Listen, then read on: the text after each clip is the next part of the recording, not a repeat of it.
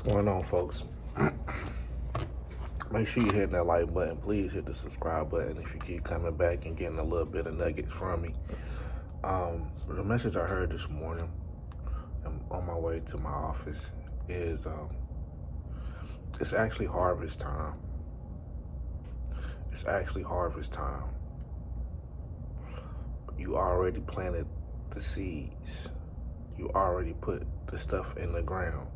You actually planted some seeds that you didn't even know you were planting. You actually invested in some good karma that you didn't even know you were actually investing in. And God is coming around to pay that. God is coming around to pay that.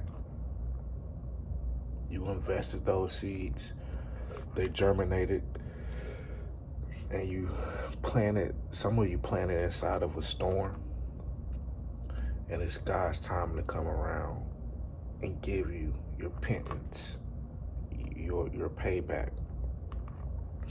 Your prayer and your process in this season should be, dear Lord, or dear whoever you believe in, don't let me squander the payback. Don't let me squander harvest season. And for a lot of us, we're not gonna squander harvest season this time, especially because of how much pain that we went through in the planting season, in the sowing season. Some of your tears that you cried fell right down your face into the ground and germinated. And for that alone, it's too expensive to squander. Some things have been restored back to you, and because of the pain of the process, it's too expensive to squander. So our posture this season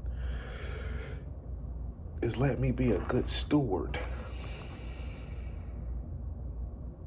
Let me be a good steward, because the planting season was so painful. And now that the people gone and the cycles are closed and we've made some decisions, when the harvest comes in, let us be faithful over the few things.